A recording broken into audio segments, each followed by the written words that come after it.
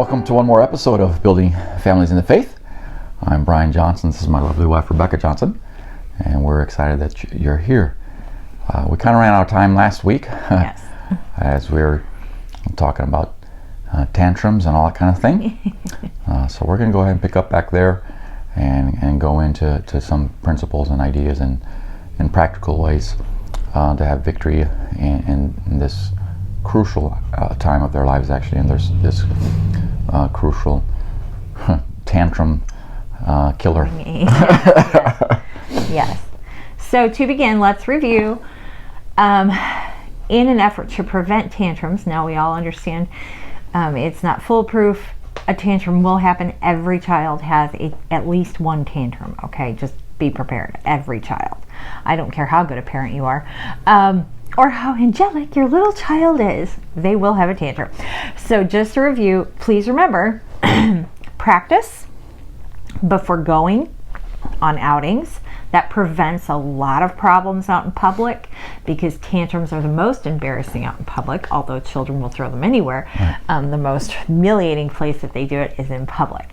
And so practice before you go, pre-train for outings, so they have an expectation, they know what's expected of them, they know how to do it. And just because you've been to the store 100 times before this doesn't mean that now that they're fully aware and cognizant of what's going on, that they don't need to be trained. They do. So make sure you do that. And every time that another tantrum does come up, or when it does come up, it's a reminder, okay, when you go over these process of this training again. And so it's not just a one-time training, it's not just a one-time at home, no, this is how we do it at the store, or this is how we behave at church. It's even if they don't throw a full-out tantrum, if it's almost starts, it's time to refocus and do those practices. Retrain. And those, yeah. Mm-hmm. So the other thing, please remember, is as way of review, watch your scheduling. Half of the reason children have tantrums in public is because mother has chosen to go to the store right at nap time. Mm-hmm. Don't be silly about it. I realize that there are emergency situations. There are special occasions at church, which means that they're at church longer that day. Perhaps your church is one of those churches that has dinner on the ground every now and then. So yes, it's going to be a little more complicated of a day. Be prepared in advance about this. And that's why we had talked about remembering to teach them to sleep anywhere, because I remember our sons just, I'd have their blanket, I'd hand them their blanket, they knew that meant go to sleep, and wherever we were, they conked out, because you don't always have control. But where you do, please be smart. Don't travel during nap time. Don't go to the store at nap time. You're asking for trouble.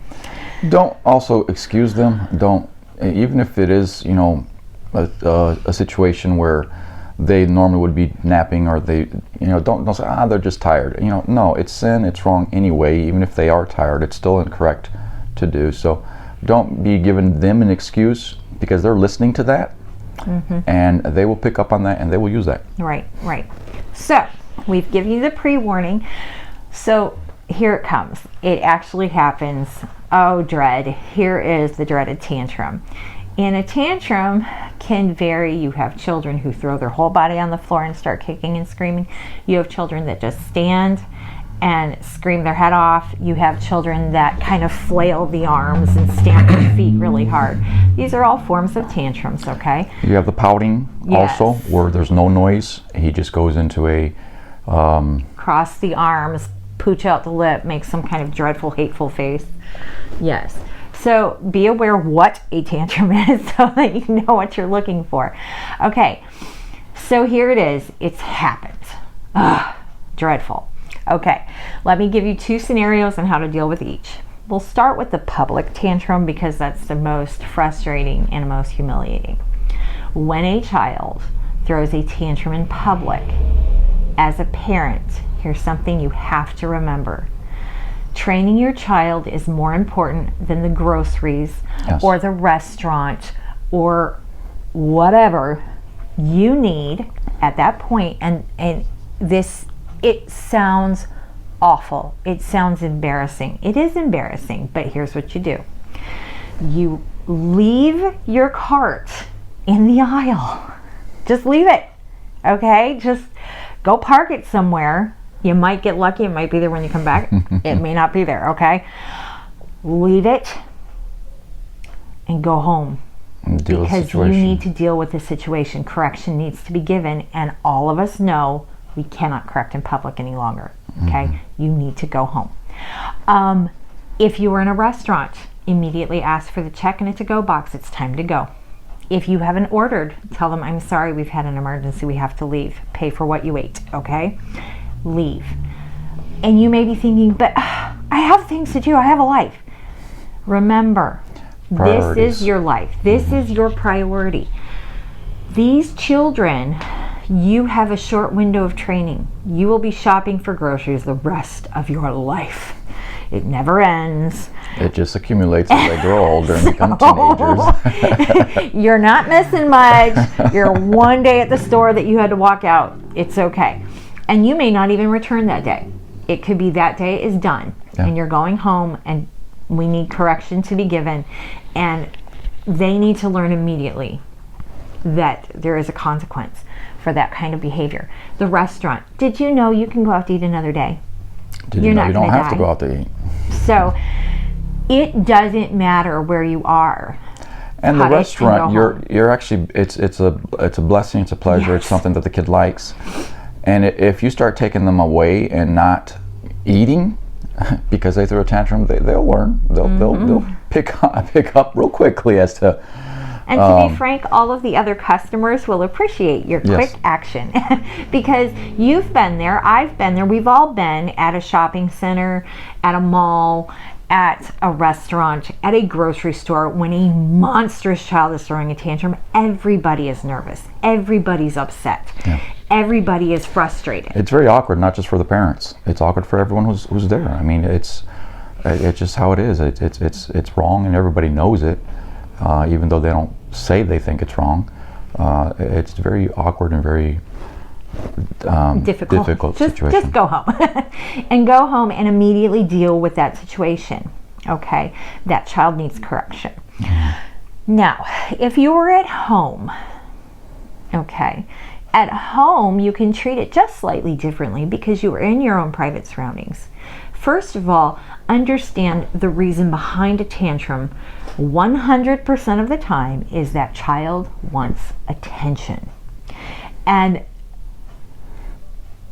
at the first couple times they're throwing it, they're experimenting with attention. There are two kinds of attention a child will clamor for. There's positive attention and negative attention. When a child, if tantrums continue after discipline, that means you're doing something wrong, because the child is clamoring for you with negative attention. If we as parents are not giving our kids attention, and we've already taught you in the past, it has to be high control and high attention. If you're not giving your kid good attention and a high quantity of good quality attention, he wants that attention, and he will, if necessary, be bad to get the spanking, to get bad attention, because he needs that attention. He wants it, he craves it, and he's going to get it one way or the other. The best way for us is, of course, to give it to him and the correct way. And yes, it's time consuming for the parents. Yes, but God gave us kids, and we are responsible to rear those kids and train those kids. And we're also responsible to love them and to nurture them. And we're supposed to be there investing our lives into that kid.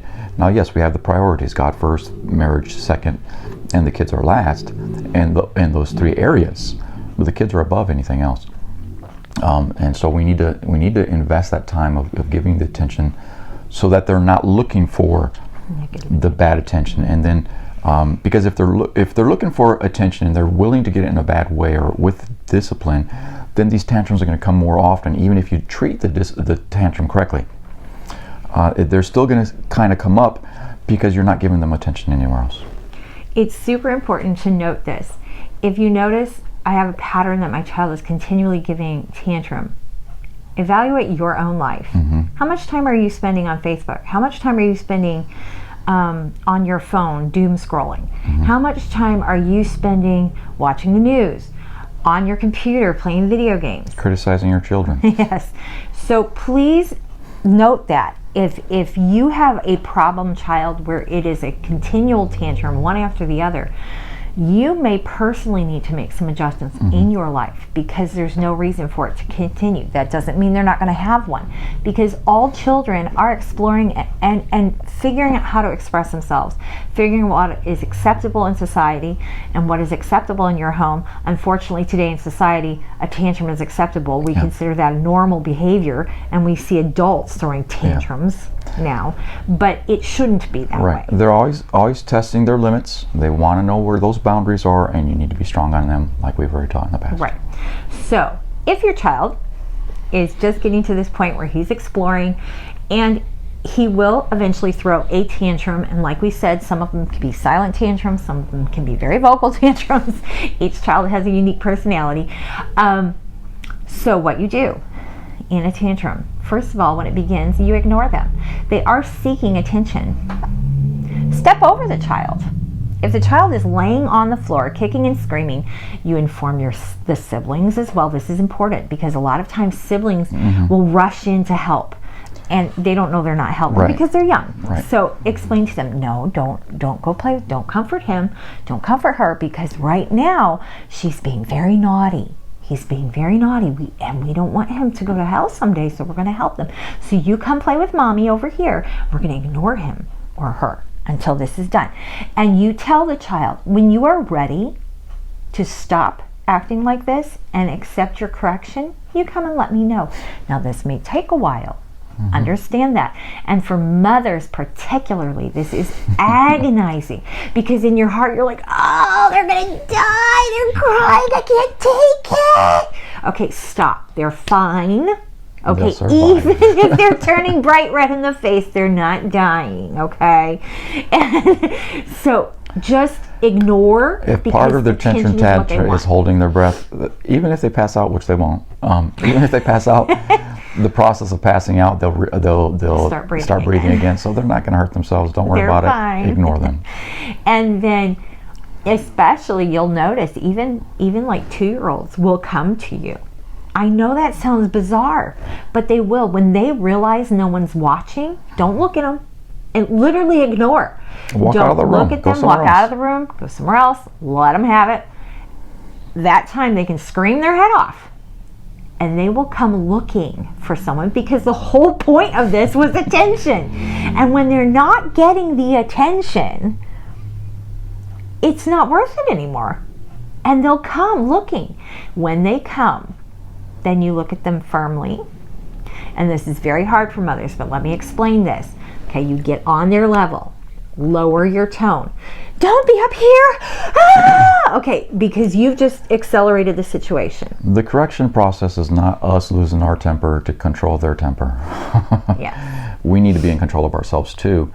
And as the discipline, the correction never needs, or very rarely, there are times for screaming, but very rarely do you need to raise your voice at that child. And the monotone voice, even a softer voice than normal, sometimes is more efficient.